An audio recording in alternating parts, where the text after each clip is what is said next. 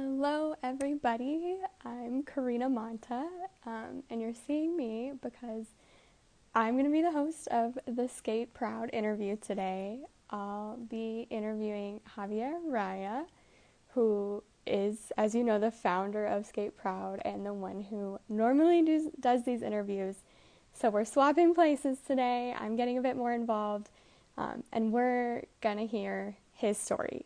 So I'm really excited to chat with you all. I'm excited to hear the stories he has to tell, talk a little bit more about SkateProud, what it means to both of us. So I'm glad you're all here. I'm just going to see if he's here yet.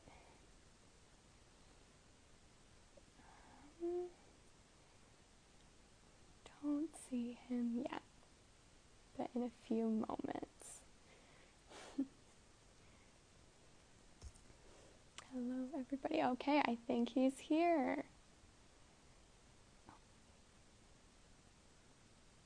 Go. New to this, so I'm still figuring out the Insta Live system, but I believe it's connected. Hi, Javi, welcome. we made it. How does it feel to be sitting on the other side of the... A bit nervous, to be Oh, honest, that's so fun. I'm nervous to be on this side, so we're in this together. but I'm excited. I'm excited. Me too. Okay, so for the people that don't know, you are Spanish national champion. You are the first out athlete from Spain, and you're the founder of Skate Correct, Proud. So you as well. you have quite the resume. Thank you. Yeah. Yeah, it's a project that we just launched 2 weeks ago, 3 weeks ago. Yeah, and I'm so happy that you are becoming part of the team, and now you're taking over me, and yeah, so excited to see where we get. Yeah, thank you for having me here. So I thought we'd start with the beginning of your story, and I'd ask you, how did you get involved in skating? So that's a good question. It's skating is not a very common, or it wasn't that common sport in Spain. We didn't have big references of figure skaters, and we don't really have that many ice rinks. So it was, I think, when I was 6 years old, I tried in like a summer. I went with my parents to, open ice, and I tried for the first time, and with these horrible skates they give you that they're so bad, and it's like my parents let me do whatever, and I there was like a lesson in the middle of the rink, of a figure skater and a coach, and the girl was spinning, learning maybe a sit spin or something, and I went there and decided to try the first time a spin Yes, just on go my for own. it. Of course I fell, and everything, but it was so funny. And so I think it was like a love at first sight. And since Hmm. then, this was in the north of Spain, which maybe they have more ice rinks. They used to have more. Um, then I'm from Madrid, the capital. So when we came back, my parents found an ice rink in the center of Madrid, and they signed me up for the season. And I think that's how it all started. Yeah. That's amazing. So tell me a little bit more about what it was like being a boy in figure skating, and a queer boy, maybe if you didn't know it yet, but what that was like for you. Well, it's a lot of things. When you're a kid, you obviously don't know, or Hmm. I mean, it's. I feel that I was lucky. My parents supported me and let me go for two of the most sports, the most uncommon sports. Let's say I started ballet and figure skating both at the same time, which is completely opposite of what people will do in Spain. People Hmm. will go for football, which is soccer, Hmm. and which is the national huge big sport, and everybody is fanatic about that. Hmm. And I did try a lot of sports. I did not like, and not that I didn't like, I didn't connect with any of them. And I feel I went for ballet, I went for a skating session. I loved it. And so my parents are, their house is a little bit outside of Madrid. So it's a big effort because it's not like maybe North America that you have ice rinks almost everywhere. They had to drive me to the ice rink, and like it's not easy when you're a kid. It's easier to just put your kid into doing a sport that is next door, right? Like Oh, for a sure. soccer field or anything. So that's what happened. I mean, figure skating is a really expensive sport anyways Yeah, everywhere, it's tough. and it's a lot of effort. It's a really tough sport. But I feel the thing is that in Spain there's not that many rinks. So for everybody in Spain, we have to really commit and try to go around and figure out, like how to make it happen. But I feel I did chose these two sports because I love them, and my parents helped me, support me, and it was easy in that way. I had all the support I needed emotionally and economically. So I think that's really the important part. And there was not really any thoughts about my sexuality, or like at that point I was 6 years old. I think it's more later when going into high school and that period. Yeah. And then when you got to high school, did you face any bullying then? Yes. Hmm. So up to 15 years old I was in a regular high school, um, in this city which is outside of Madrid where my parents live. And I think it was the period where I started to compete internationally, which is when I was 12 years old. And then, you start to be in the news. It's a small city, so everybody start to know what you're doing. Hmm. And so, what a weird situation, going to high school and then people, knowing that you are doing ballet and figure skating, which is so uncommon. And then, so I think that uh, that's where everything started. Some people was Hmm. like obviously very nice, supportive, but then of course there is the bullies, there is the people that they are like trying to dynamite yourself and trying to make your life difficult. But there, also is the education. That's where we get to the same point. And it was a tough, I would say, 2 years in this high school up to when I was 16 years old. And yeah, and I did not even know myself. Didn't I was not even thinking like, why are they calling me these bad things, like, or like I thought was bad, and like it was so difficult to understand what was going on.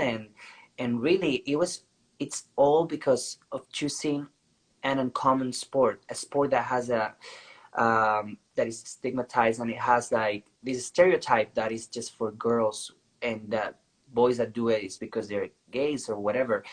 And I think that that was a really difficult period. If I go into a smaller story I have, it's kind of funny as well. So maybe I was 14 years old, so that's like, yeah. And I remember I had this private English teacher. So outside of the high school, I was going maybe twice a week to these extra lessons for English. And I remember, so this was the mother of a classmate. Turns out that this classmate was one of the groupie that was bullying me. Oh. And I was struggling myself because then later I had to go to his house with the mother teaching me English. So I think I broke down one day. I was at home and my mom had to find out what happened, and she went off. And she my mom is very open-minded, my parents are very open-minded, and but at that point neither I was like wondering about my sexuality. It was just like Yeah, a really you're just bullying a kid. situation. Hmm. Like exactly. So I had to tell my mother that I was going through that I was suffering a little bit at high school, and that I did not really wanted to go to this private English lesson. And then that's the time when my mom said, you know what, we're gonna go together and we're gonna fix this. So we got to Oh. the house, and my mom said to the English teacher, okay, can we have a chat with your kid, the four of us? So very, very well done. We sat down, and Mama said, you know what? This has been going on. Your kid has been bullying my kid, and I just want to tell to your kid a few things. And my mom was like, put the kid in the right place in a very good way. And I think that's what made a difference. But Mm-hmm. still, there's more kids and stuff. And I feel it's the ignorance and like, can you believe, this mother of a kid that is educating people, teaching English, but then the kid is not educated in this other way. So Mm-hmm. this is a really common thing that happens to everybody, that we struggle and we have suffered this. And I think when I was 15, uh, I think that's what happened in this high school. But then Mm-hmm. later on, it was a big change in my life when I moved to Madrid Center, to the Mm-hmm. National Training Sports Center. Yeah. Yeah. And I mean, I think it's so great to hear stories about parents that step in and take care of their kids. And I think a lot of queer people don't necessarily have that support. And I think it's good to hear stories of parents that are there and what parents can do for queer kids to be there and support them. Um, so that's good to hear about your mom and It was great. I will mhm, every time I think about it, I feel like, wow, yeah. I'm lucky. Hmm. So at the training center in Madrid, that sounds amazing. Tell us what that was about. Yeah. So it was. I think, yeah, we turning 15 to 16 years old. I think what happened, that was a very interesting moment where Javier Fernandez, Sara Hurtado, Sonia La Mhm. Fuente, Adrian Diaz, and I, Mhm. we all switched our lives. There was a Mhm. program that our federation started, and we created this high level training group, and we all moved to this sports center, which is the National Training Center. And so it was such a great change in my life, I would say. It was tough Yeah. because having to leave your house maybe at 8 a.m., parents Mhm. driving or somehow, and then coming back at 11 p.m., being all day Mhm. outside because of this. But I changed radically my life. We all did. And I Mhm. was in the high school class with all these teammates, all these other athletes from different sports, that they were the top of their sports as well, Mhm. like whatever, tennis, soccer, anything. And it was so good because the environment was so positive. Mhm. Everybody was so focused on their sport, but at the same time, we were having such a good time supporting each other, and there was no discrimination, whether it was about the sport that we were doing. And Mhm. I think this is the moment in my life where I realized a lot of things. I made my best friends in life as well. And yeah, I feel that that's the moment where I realized sport and figure skating turned out to be my safe space. And this Mhm. training center really made, I would say, the person that I am today. Yeah. Mhm. Yeah, I think a lot of skaters have these stories. When I was 16, I moved away from my hometown to Colorado Springs to train with some more athletes and train with a partner. And that experience of being around people who are doing what you're doing, and are like-minded and know where you're coming from with your love for your sport is life-changing, I think. And so, I mean, and those Totally. people you were with, like, you're all, I mean, sport. So, We grow up, yeah, exactly. So beside being surrounded by athletes from all different sports and knowing that they are the best in Spain. Yeah. I was in this small group, as I mentioned before, Javier, Sonia, Sara, Adrian, and we Mm-hmm. were growing up together. We were going every day to training, to the ice rink, coming back to high school, and struggling, a lot of effort. It's exhausting period of our life Mm-hmm. because being outside of your house all the time. But I think it was such a great time, yeah. And as you said, being with other figure skaters, not just in the ice, but sharing everything else, high school, going for lunch every day, I think that made a good team. And we all grew into the international level and competed in most of the same competitions, yeah. So I would say National Training Center, and that's a great experience. And I ended up also living in the sport residence to make my Mm-hmm. life a bit easier. So I don't know, it was a great time, yeah, for sure. A Yeah. good change in my life. Mm-hmm. And I think it just shows how the skating world, I mean, yes, there are things that we're trying to address, especially on this platform, but then you also have these pockets of space where we're really a family for each other. And I know I'm so grateful for that. And I think the effort for Skate Proud is to move into a space where we can have a bit of a family within the sport, um, maybe over an online For space sure. rather than in person. But I think that's one of the beautiful things about this platform.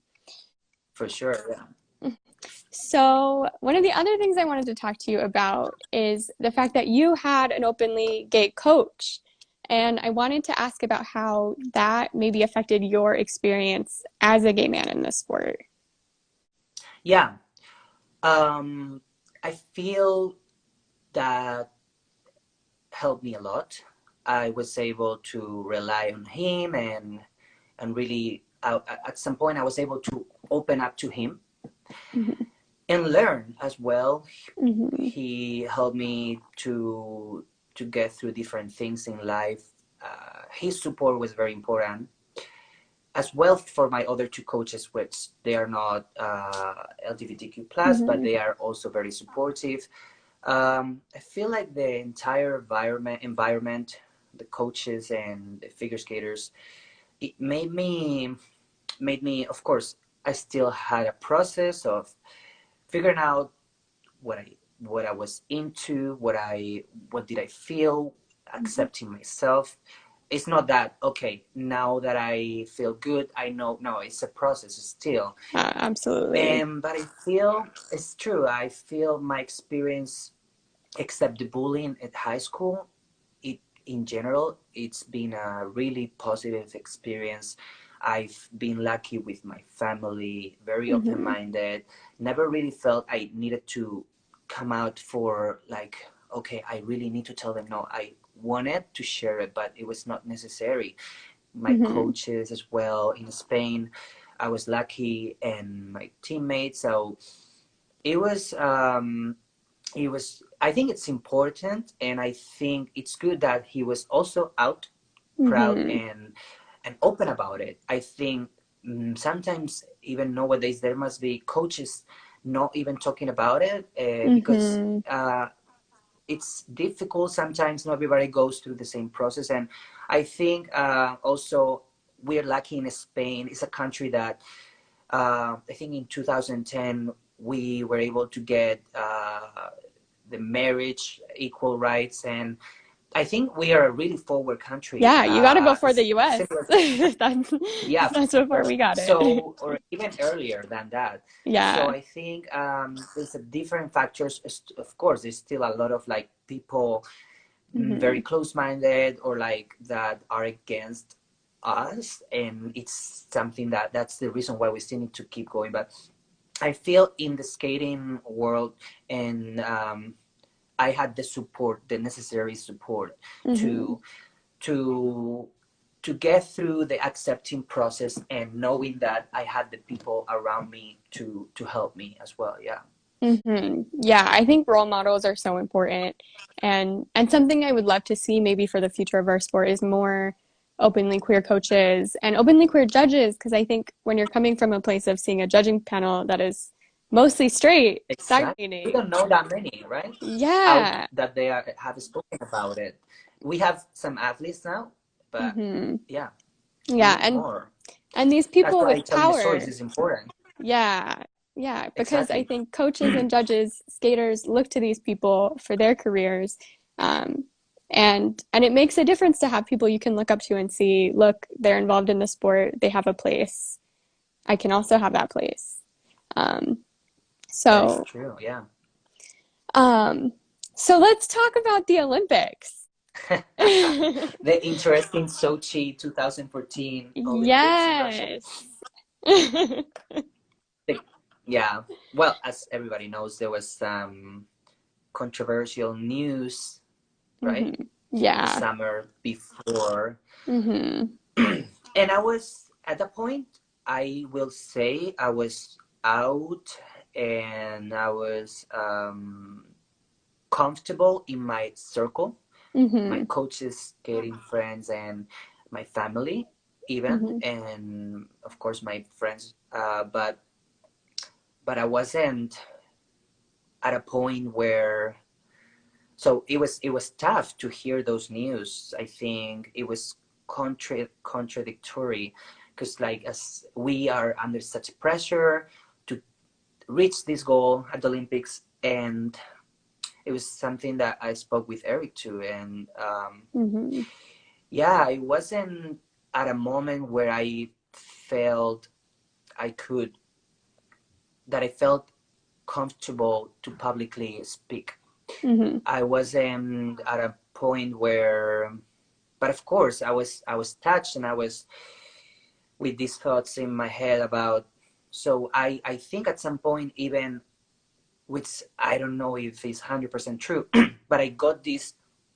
Someone came to me before or during the Olympics and telling me, by the way, you cannot do any political acts if you're thinking about, I don't know, having like the LGBTQ plus flag or a sign or something, which is true when you have the opening ceremony. But where is the point where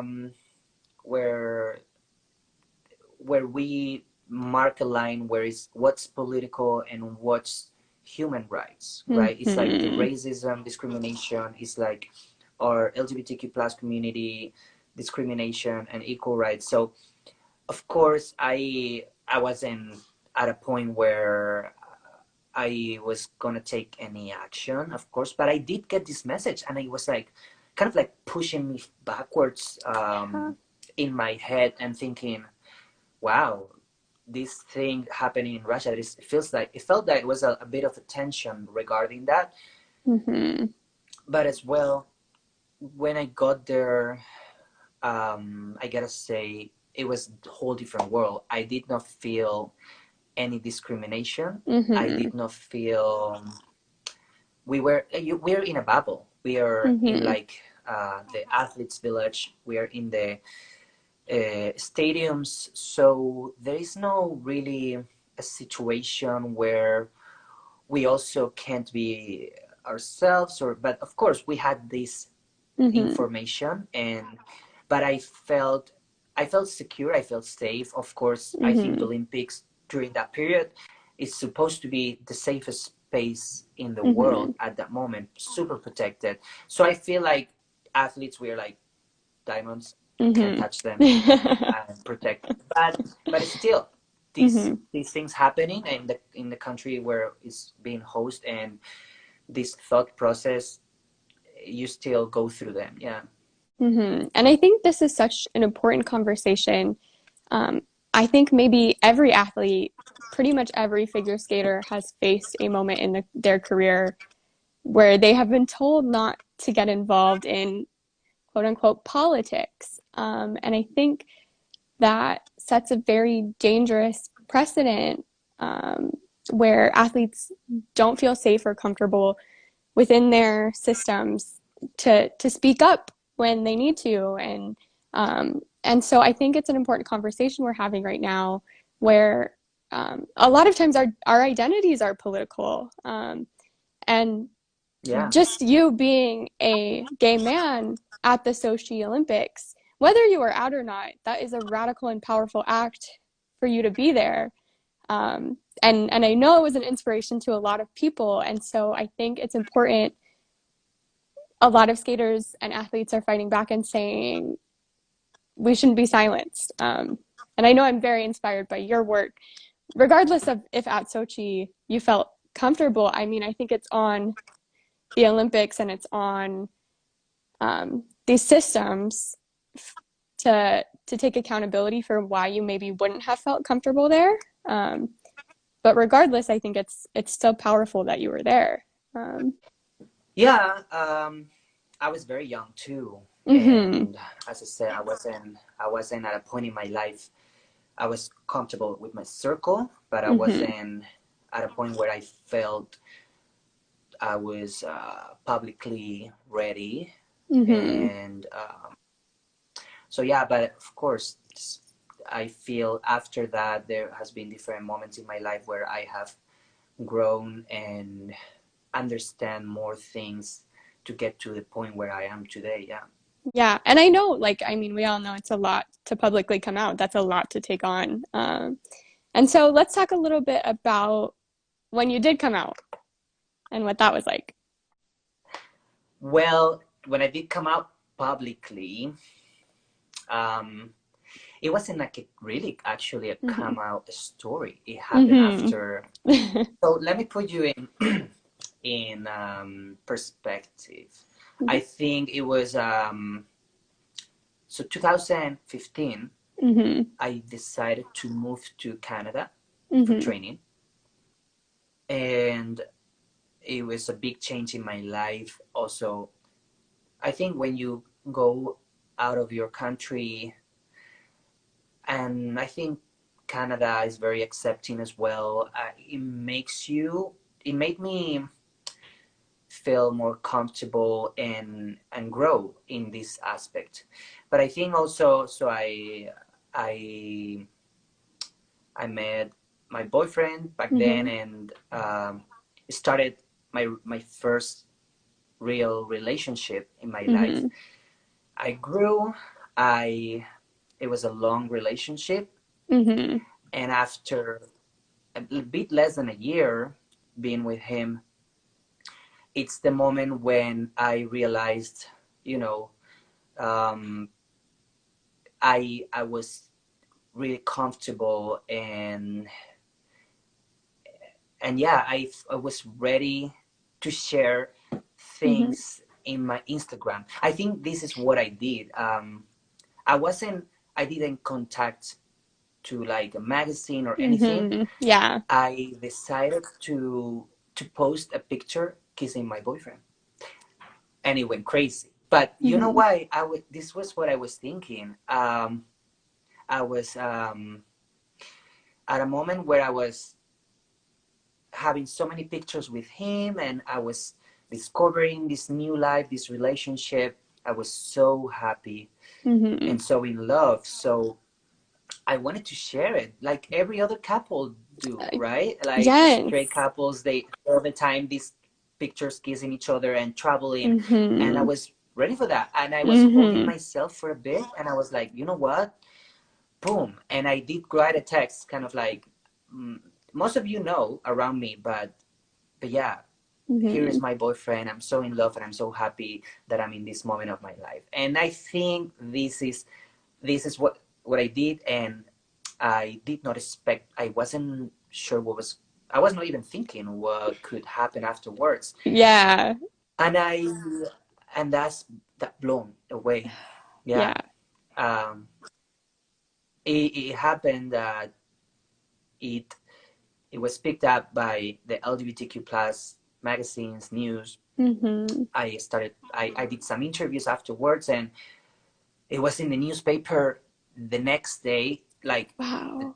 it's called the 20 Minutes. It's one of the big Mm-hmm. national ones, and holy moly! And I think in El País, which is a big one in Spain, and it was like Javier Raya, the first athlete to come out publicly while competing and all that. Not Mm-hmm. just Olympian, but I think in all the sports or something like that. And Yeah.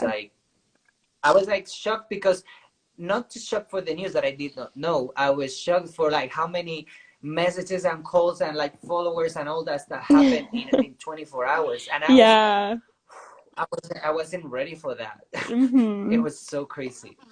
Yeah. Um, yeah, that's so funny. I mean, I think that that moment after coming out, it's hard to anticipate how overwhelming it might be. I always like to tell people it gets much better after coming out, but like there might be 2 weeks, 3 weeks of stress and overwhelming with a lot of attention. So that. Yeah. It was crazy. And I think so this happened by April, Hmm. May, April. Hmm. And then I remember I went back to Canada with him for a month. We were spending some time together, really relaxing, and then this came Yeah. back for Madrid as I had planned Hmm. to be during Pride. Hmm. And what happened is that I was invited to participate at the main stage of Pride Oh, of wow. Madrid. So I went up there and I was it happened that then after me there was another athlete that he did a cover magazine. So Hmm. it was like the athlete's year to come up, 2016. And they got us all together to be Hmm. up on stage and kind of like present the pride for that year, and a lot of people in this plaza in Madrid, and I kissed my boyfriend in front of everybody. So Oh. romantic, so crazy, but it Oh. was so funny, and I feel that's where I understood everything about Hmm. advocacy and how I had a voice. That's Hmm. where I really understood that I could help, not just by saying I'm gay. No, it's more my story is more supporting other athletes and making everything a better place for everyone. Yeah, and I so that's a funny story for sure. That's when the advocacy began. Yeah, Yeah, I love that. And I think it's so good to hear. Love is such a powerful motivator, I think. Um, sure. and so I think we have to remember That's what made that, everything. yeah, when doing work to spread awareness and advocacy, um, and that love really can be a great motivator for these things. And so along those lines, Yeah, you built Skate Proud, um, this platform that we are on today. yeah, Um, and I was hoping you could talk a little bit about what you see this platform as, what are your hopes for it? What do you see coming of this space in the next, year, 5 years in the future? yeah. Well, I think I'm gonna try to go first to how did I get to where we are now. Yeah, Um, that's a good part because of the it was story. also a process, you know. Yeah, yeah. I feel that, of course, we can also have a vision about where we want to get, but the question is, how did it get here, and how good is now that we're all getting united in the figure skating world and meeting you, Mhm. sharing our stories. So I think it all comes from, as I said, that moment in the first year I came out publicly and I participated in my first Pride in Madrid as a Mhm. figure, a public figure. Um, it was that year afterwards as well that I continue to participate, to do interviews, to I was thinking sometimes I was questioning why am I doing this? Like I don't know where I'm going, and then I was thinking, oh, maybe it's good for the sport and I'm helping other people, and then also it's good for the movement. And Mhm. I don't know if you know. So 2017, 1 year after, I will. It was World Pride in Madrid.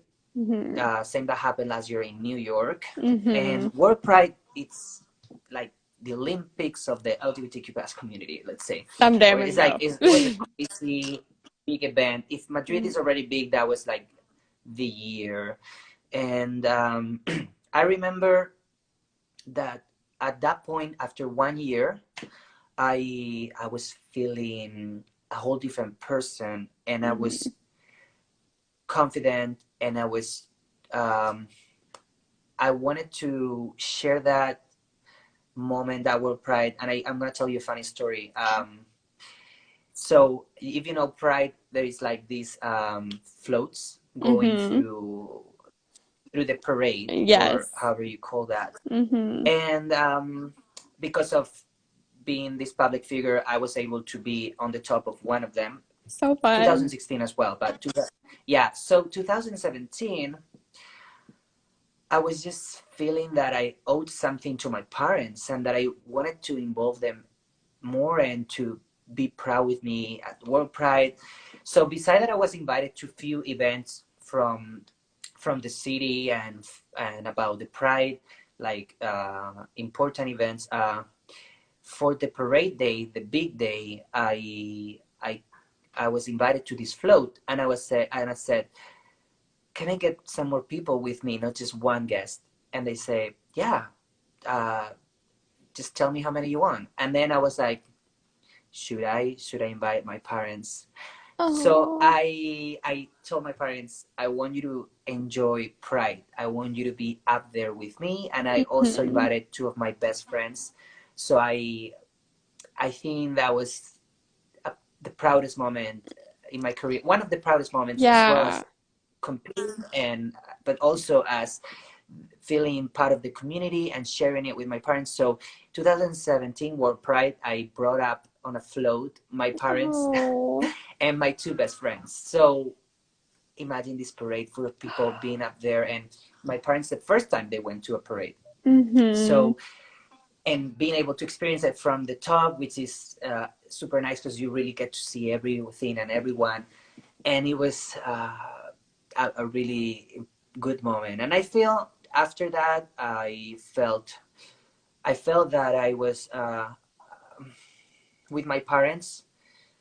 I felt that something clicked there. I felt that I kind of pay off some struggles through my life, and Mm-hmm. connected in a way that I kind of gave gave them a Mm-hmm. thank you for the support they had to give me through all these years.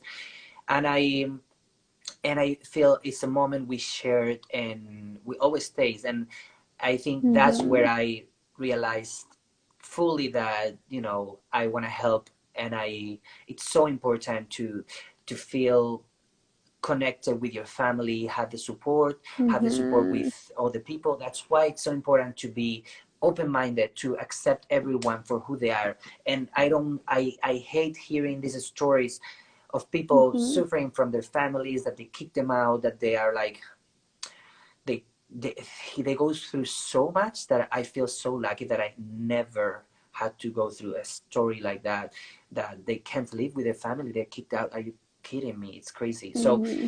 I kind of like felt I paid them off for all that, and I connected with them like I never did before. And I think this is where I ended up thinking and going through a process of like how, as an athlete, I can help the community, Mm-hmm. and I can make a better and safer space for everyone. And I've been getting involved. Basically, that's what I've been Mm-hmm. doing. Getting involved in things, getting involved.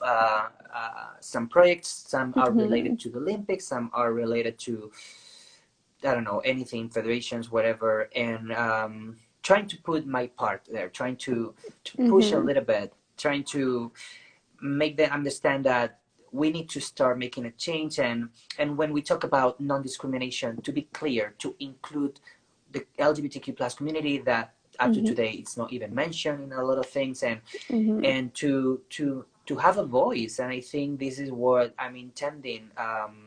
And I this also, I think COVID period, we all had a lot of time to think. We all Mm-hmm. had a lot of time at home, and I was, thinking, I Pride is going. This is what happened to end up putting out there this platform. I was thinking, Pride, normally it gives to the community a big voice in a time, and also resources. And I Mm-hmm. feel this year, because of the situation, is going to be a struggle, and there's not going to be enough finances and enough platforms. So I I thought it was even more necessary than ever that I put out somehow this idea. And Mm-hmm. I thought also it was a great time. Guillaume just came out.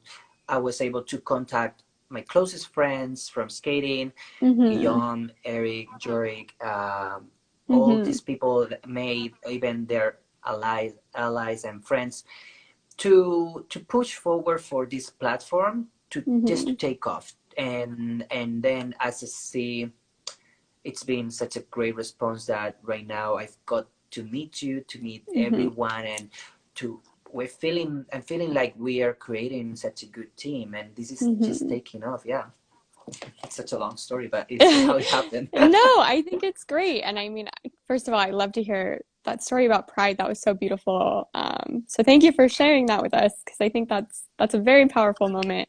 Um, and we need to hear about the things that we need to change, but we also need to hear about the moments of joy that really inspire us to keep going. Exactly. And so I'm so excited to be a part of this platform. I think what's exciting about Pride this year is we're all maybe refocusing on how to help our communities and make changes in ways um, that maybe we wouldn't have otherwise. And so I think this is a very important Pride this year. And, we're all going to keep working together to make changes to our sport and our world. And I think this platform really inspires me and all of us to keep doing that. So thank you for building it. Of course, I think I'm going to where you were saying about, well, as you say, this platform, you feel part of it. Mm-hmm. And I feel this is my goal from the beginning. I am trying this to be a place for everyone, Mm-hmm. for all the skaters that want to really help the community to Mm-hmm. come to join and to put their part to, as you're doing now, you're going to take over also the live chats from Instagram. And I feel your voice is so important as well, your story. And I feel you're helping already everyone so much. And I don't know to how much we will get done with this, but if we have a lot of ideas, you Mm-hmm. as well.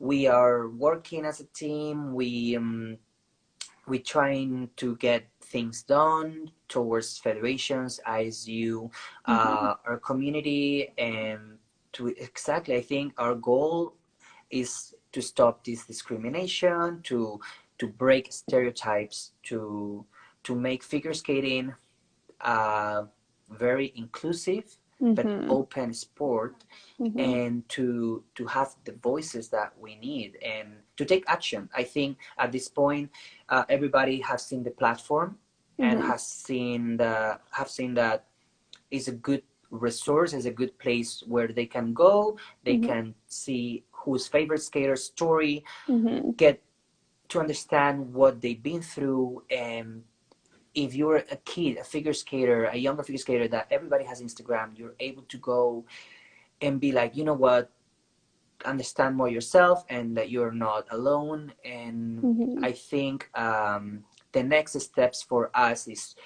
as a team, working on the changes, working on what are the next steps to really have a public institutional support Mm-hmm. from everyone, and that we really feel that is we are represented, no, if you Mm-hmm. agree with me.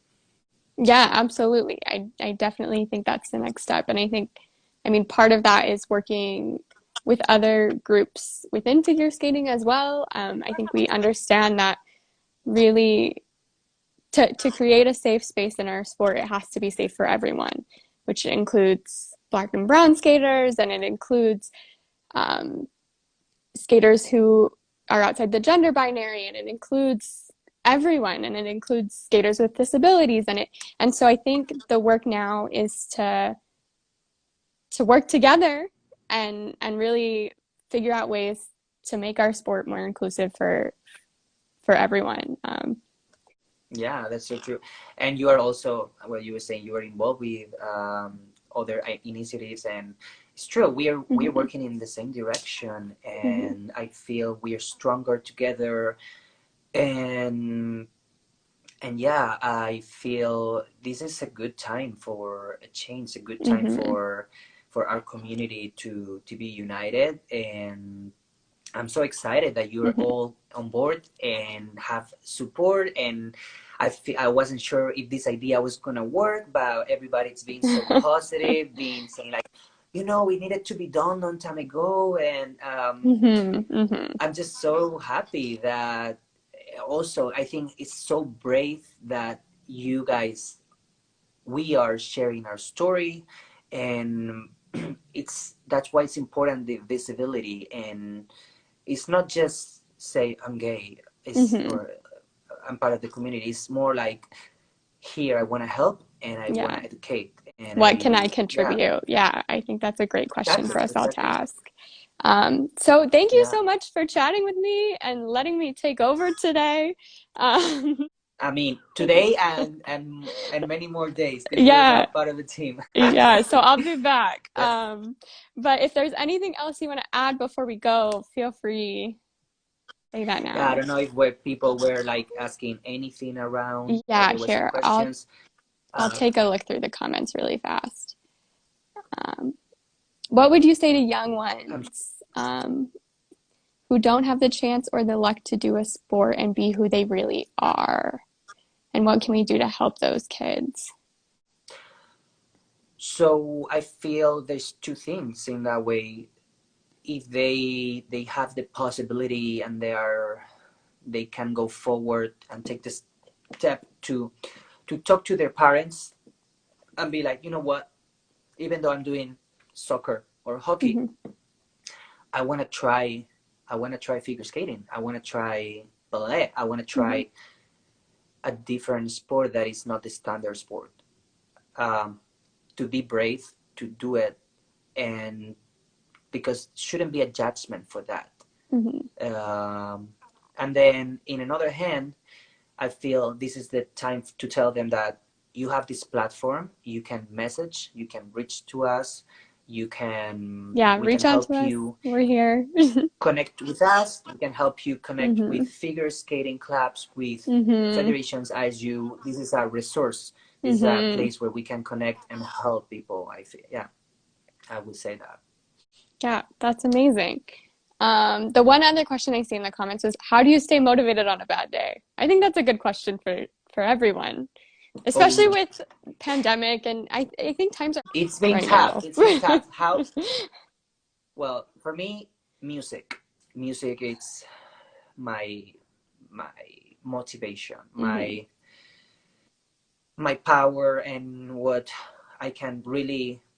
I need music to be motivated and also to calm down. I feel like it's my tool in Hmm. life, and I feel during quarantine, I've also discovered how we have discovered how important, even though we are athletes and we already know how important physical exercise is Hmm. in our lives. And I've tried to be creative. I've tried. There was these 2 months where I didn't even have like a project that I'm working on now. Hmm. So I went for doing nothing to not have a life basically Hmm. now. But these past 2 months, I've been trying to alternate running, biking, skating, roller skating outdoors. And Hmm. I was also lucky, not like in Spain or Italy, that they were in full lockdown. But I Hmm. feel it's about being active, and in my case music helps me a lot in life. And I guess to all of us that we have this artist side and Hmm. creative side, I think it's where we really connect as well. Hmm. I think that's great advice. I need to be taking that advice. I mean, I think when the pandemic first started, I was excited, like some skaters have said, to have a little bit of a break, Hmm. because you never get that in skating. And now I'm really missing it. And I think It's true. It's hard yeah, having this routine or this busy schedule, and then maybe 2 weeks. So it's like, oh, it works perfect, but mm-hmm. 2 3 months, oof, yeah, it's hard to We're be not, creative. So yeah, well, let's. I would like to say everybody, and especially you, but thank you for your first live chat and to be on the team actively and being a great advocate. And then to the people who has been watching or will watch this later, I think what I want to share is about SkateProud is a platform and is a safe space for everyone. And we are working as a team now and forward to take action and to make a positive change in sport. So I think as long as we try to do it with our best will and really trying to help others, figure skaters and athletes, then we are doing the right thing. I think we're going through the right path. mm-hmm. And so thank you very much everyone for being here today and to support the platform and support our community, whether you're part of it or a friend or an ally. Yeah. Okay, thanks. Good parting words. Okay, so I think we're gonna end the chat now, but thank you for being with Okay. us. I can't wait to keep being a part of this movement. Of course. Thanks to you, Karina. So we keep in touch then. Yes, I'll talk to you soon. Okay, bye. Bye. Thank you.